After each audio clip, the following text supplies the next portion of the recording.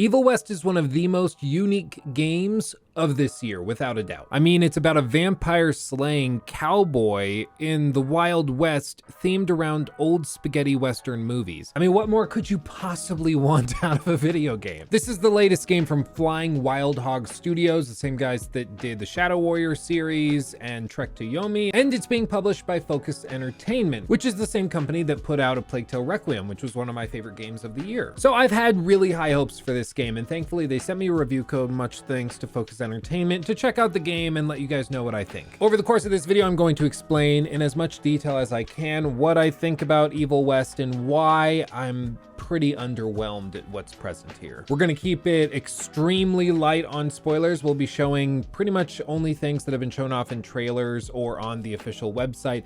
Any other sequences I'll keep close to the chest. A couple of things that are important to note: this game costs $50. It is cross-generational, meaning that you can play it on PS4, Xbox One, in addition to current gen consoles and PC. It's made in Unreal Engine 4, and it's themed around, like I said, spaghetti westerns, which means the narrative is not supposed to be taken too seriously. I want to get that out of the way now because I know inevitably when I talk about the story in a moment, people are going to be like, oh no, it's not supposed to be taken seriously. I understand that.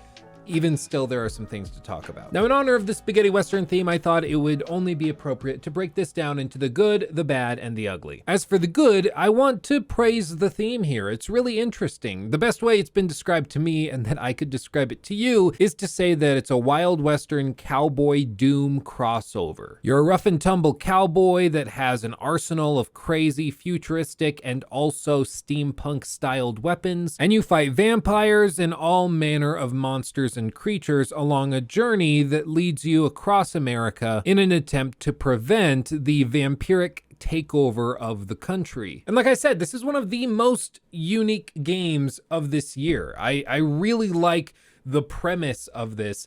It's weird and interesting in the same way that, like, Abraham Lincoln Vampire Hunter is interesting. Like, it doesn't make sense, but it's also kind of cool and you like it. Furthermore, I think I need to praise the initial impressions of the combat. It is dynamic. It can get extremely hectic, especially on the top difficulties. There is some genuine challenge here if you want it. And this explains the wide range of total gameplay times that were described to me by the developers. In the review packet, they said that this game could take anywhere between 10 and 15 hours to get through. That's a pretty big spread. I mean, like, it could take you 10 hours or 50% more than that. Like, that's a wide margin. I can say, playing on the normal difficulty, this game took me 10 hours and 22 minutes to beat. I explored all optional pathways. I unlocked cosmetic options, full suits of different cosmetics, every weapon. I fully upgraded my character. I felt like I did everything I could do in one playthrough of the game on normal difficulties, and it took me just over 10 hours. However, when I experimented with the very hard difficulty options, I understood how this thing could take you another 5 hours to get through. It is extremely punishing on the high difficulties. I haven't tested it enough to say whether or not it's actually fair, but I will say, if you want the challenge, it's certainly present. But honestly, that's where I kind of run out of positive things to say, unfortunately. Well, the story falls flat almost immediately thanks to extremely uninteresting characters with little to no personality behind them. The spaghetti Western theme is, in its simplest form, supposed to be rough, serious, and focused usually on revenge plot lines or vengeance more generally. You know the type. It's your classic Clint Eastwood cowboy movie. It's not supposed to be like super emotionally moving. It's very dry and serious, and sometimes you can fall asleep if you're not paying too much attention. Or perhaps even if you're paying a lot of attention, you'll still fall asleep. Also, fun fact, I actually looked this up because I was like, why on earth do they call them spaghetti westerns? Well, it's because back in the 50s and 60s, all of those big cowboy movies that we all know and maybe potentially love were made primarily in Italy by Italian directors. So when Americans watched those movies, they called them spaghetti westerns because they were from Italy. And Italians like spaghetti, I guess. Like that, I'm not joking. That's why they call it that. And because a lot of them were developed by the same directors and writers and studios, they had very similar themes and approaches to storytelling. And so they all kind of felt the same when you watch them from the audience's perspective. So this whole subgenre was created around spaghetti westerns, which I just find kind of funny and interesting. But all of this to say, the story is basically just an envelope in which it can deliver to you the combat. There's like characters with names and there's lore around this world, but none of the characters have any unique personalities beyond one-word descriptions. Jesse is rough. This character is mean. This other character is goofy. This other character is distrustful. Like, that's the whole character is a one-word description. It's really unfortunate because I think you can have a spaghetti western style story told with unique characters, but unfortunately we just didn't get it here. So most people are not going to be playing this for the story, they're going to be playing it for the gameplay.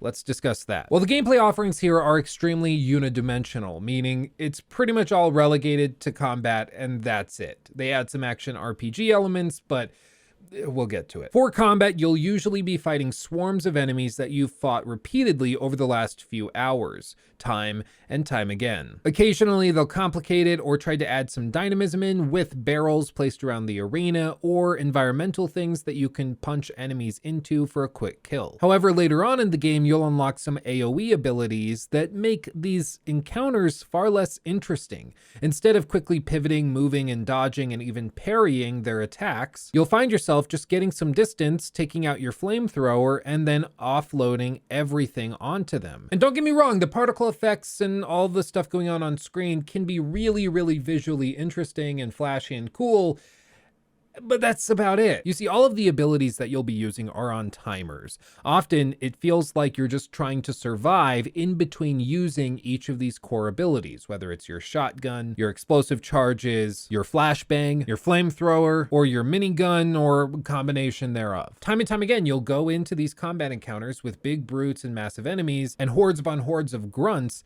and you'll just unload all of your abilities immediately to get the charge counter working away until it recharges completely. You just run around, roll around, maybe plink away at them with your revolver and your rifle and your crossbow, and then you run around a circle, and then once everything's recharged, you go back in, you call people in with your pull ability, or maybe you zip to them with your dash ability, and then you unload on them, and then you run around until it recharges again. In large part, I think this could have been fixed with more clear weak points on enemies, or perhaps some of the armored enemies having the ability to flank around them and perhaps break their armor by hitting certain weak points. Things like that would have called a little bit more attention to the player, but right now, the only weak points that are really worth going after are these big circles that appear in combat that tell you shoot this thing before it's too late. You shoot it, it might stun the enemy. Usually it's in the middle of an attack, so it's sort of a risk-reward type of thing. But that's really all there is here in terms of weak points and when the game asks you to do something very, very specific. Beyond that, it's just throw out damage as broadly as you can,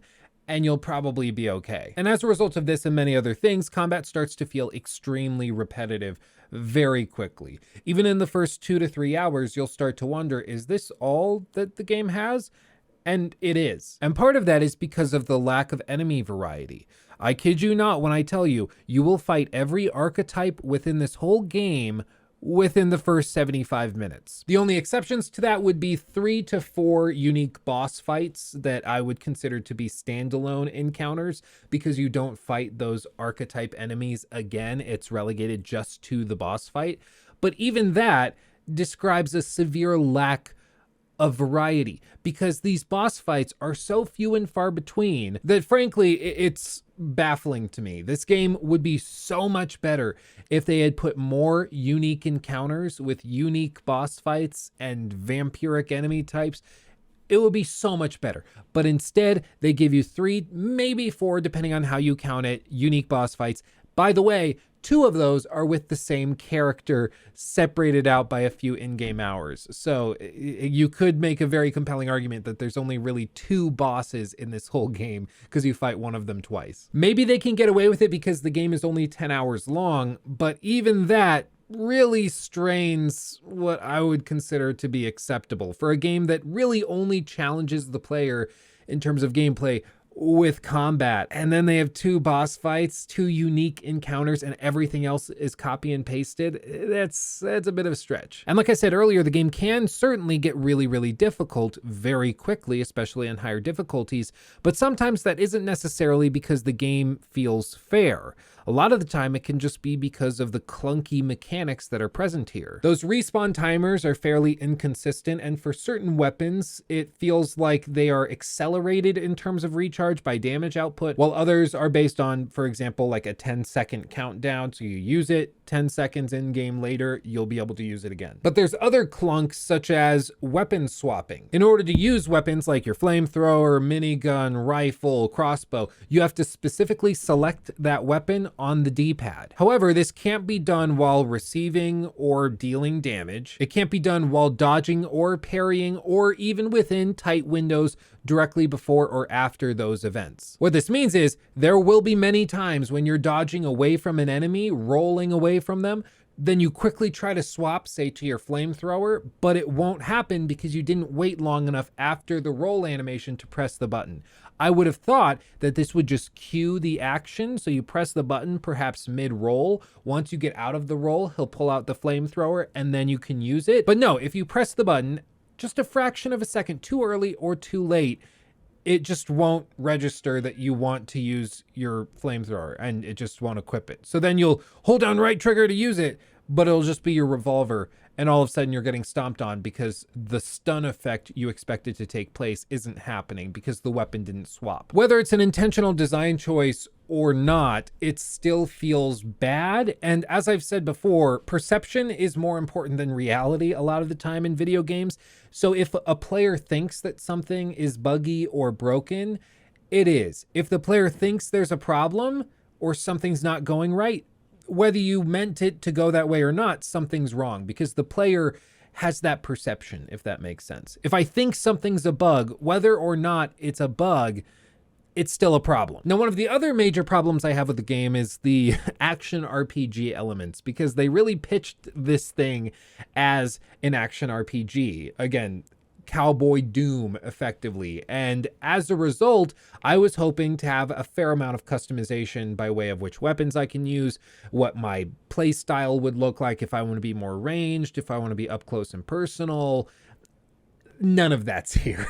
There are certainly a lot of skills and abilities to unlock and upgrades that you can apply to your weapons to make them more effective. However, there is very little unique play here from run-through to run-through or player to player. In fact, by the last series of missions, I had effectively fully upgraded my character, and even though there are constant opportunities to respec your character and reapply all of the perk points, it never felt like it did anything. You see, there are these stations that pop up maybe every hour of gameplay that give you the opportunity to respec your entire character and redo everything, which makes sense if there were things to change, if there was a means of completely altering your play style, but there isn't. Like, you can respec and maybe move a couple of points around and try like to upgrade the parry more intensely or not. But seriously, by the end of the game, you will have almost everything unlocked, and the only things you won't have unlocked are ones that are pretty lackluster and uninteresting, which is why they usually put them on the sides and edges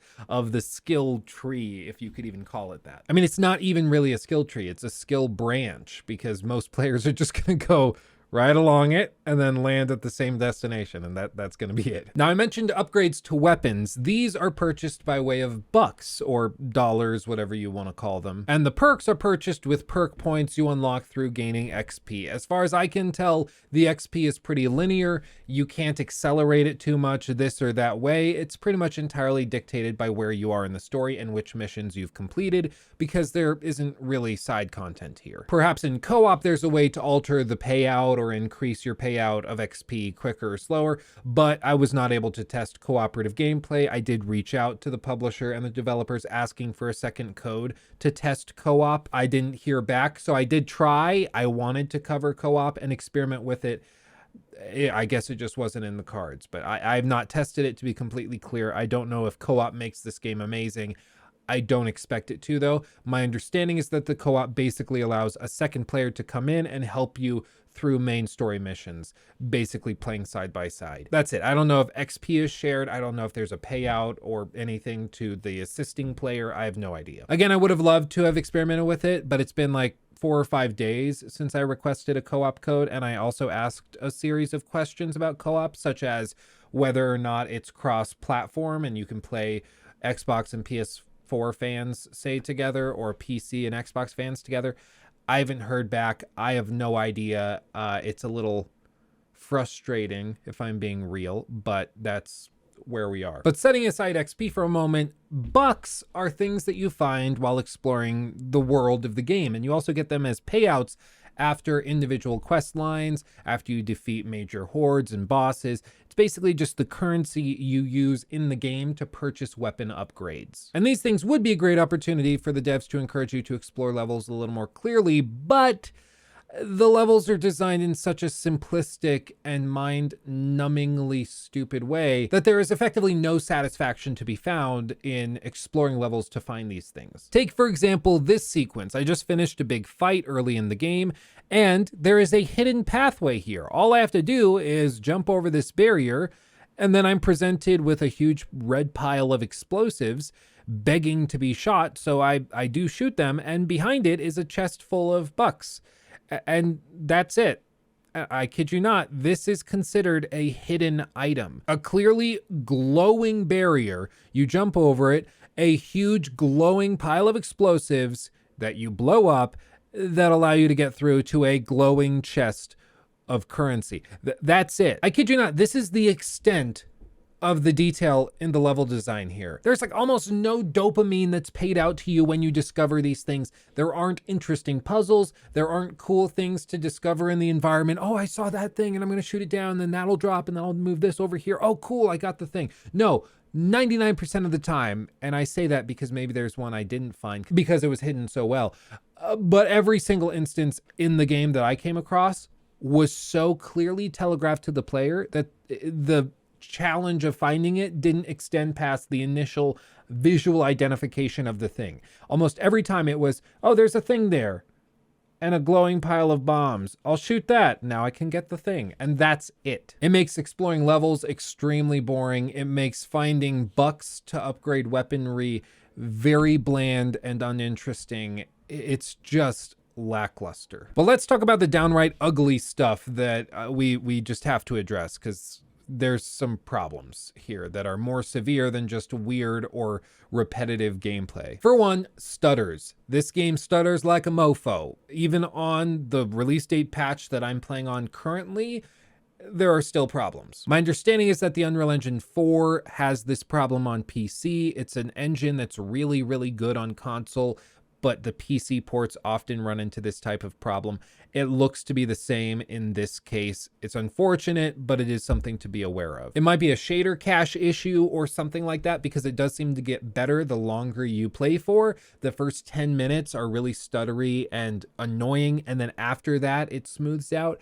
I don't understand it. I won't pretend to, but I do know that it is present, and it was, unfortunately, pretty distracting, and in combat it's downright unplayable until it smooths out. Now, as I mentioned earlier, this game is also cross-generational, which makes it feel like it's a 2013 game, because frankly that's what it was designed as. But even that might be overly generous, because so many things in this game feel straight out of the 360 era, like it was a 2009 game. Like those old school, like 6 to 10 hour narrative games that are just super repetitive. Like, I don't know why, but I kept thinking of Freedom Fighters when I was playing this game, which was like a PS2 game, because it's just like very linear levels. You run through them, you do the thing, you move on to the next level, you run through it, you do the thing, you run into the next level. You're not even really paying that much attention to what's going on.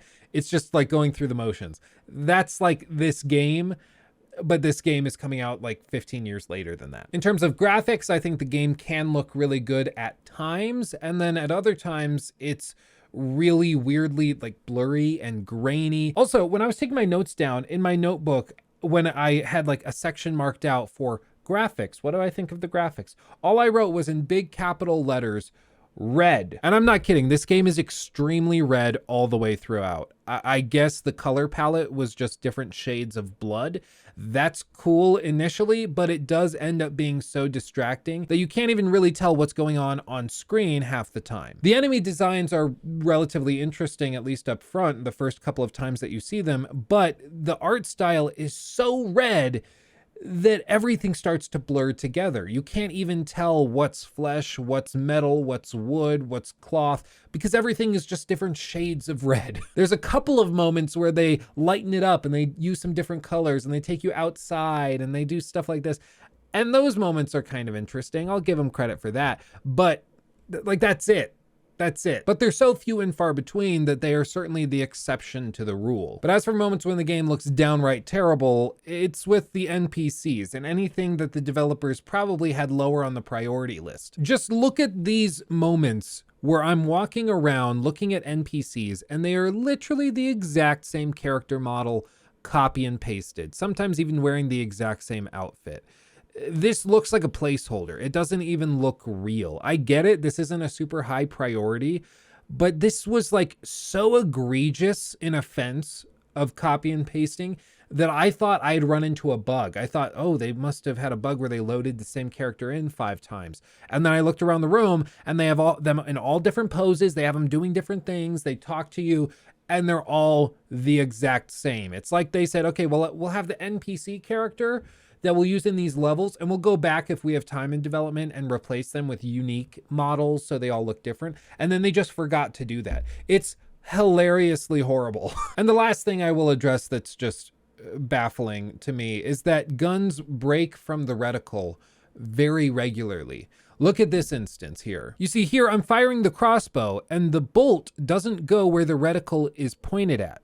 Thankfully, there is some very, very generous assisted aim here on controller, but if I were playing on mouse and keyboard, this would be infuriating because it doesn't actually shoot where it's supposed to shoot. And it was broken on not just the crossbow, but also on the rifle. So it was some issue where the aiming for the actual gameplay mechanic wasn't aligned with the UI. And what's even weirder is that according to my notes, 14 minutes later, it was fixed after I loaded to a different section, and now the shots were aligned with the reticle once again, but just 17 minutes later, in a different area, it was broken again. And you might say this doesn't really matter, but it can, because at certain points in the game, you will be asked to fire very precisely on a certain object or a target, such as in this moment where I have to shoot through this window, but the shots are not at all aligned with the reticle. It's bizarre that this is a problem. I would assume this is a bug because again, it would go from working just fine and then being broken, then working just fine, then being broken all throughout the game.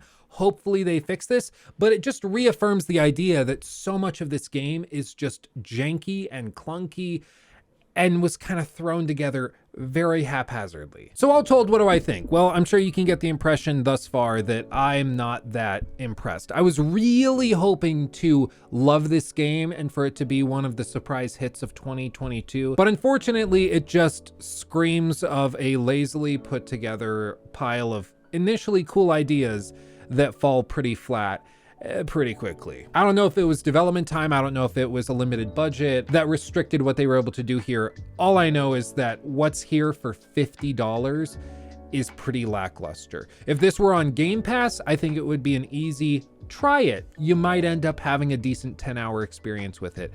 But because they're asking you to pay $50 for 10 hours of repetitive gameplay and uninteresting level design and exploration with a story that's just as mindless as you would have expected, I can't in good conscience recommend it where it currently is. And perhaps co-op saves the day. Maybe that makes the game really, really great and it's worth playing with a friend. I don't know though. I asked them repeatedly for a co-op code to experiment with. I never heard back, which is really weird during review week. Normally, like the press team is working overtime to make sure they answer all of the questions. So it was really strange that they didn't respond to any questions or requests about that. Even simple things like whether or not it was cross-platform, which maybe there is an answer out there on the day that these reviews go up. I don't know. But even that being left with big question marks for me is really strange. So it was a cool idea, but unfortunately I cannot recommend the Evil West. I just Can't do it. So keep an eye out for a deep sale or perhaps the inevitable time when this comes to a platform such as Game Pass, and give it a try then. But until then, I would really highly suggest that you save your 50 bucks and do something else with it. But that's it for me. If you enjoyed the video, make sure to hit the like button. It does actually help distribute this to more people, so I would greatly appreciate that. And of course, if you have a friend who's been interested in playing Evil West, send them this review so that they can make an informed decision as to whether or not they want to put their hard-earned dollars up for it. And of course, I'm live streaming every Monday, Wednesday, and Friday over on Luke Stevens Live, which is my second channel here on YouTube. Come hang out with us. We're live streaming right now when this video goes up. So if you have questions about Evil West that you want me to answer that maybe weren't answered in this review or others that you've watched, come over there, ask me live, and I'd be happy to answer. But with that, I'll see you in the next one. Hugs and kisses. I love y'all very, very much. I'll see you in the next video. Bye-bye.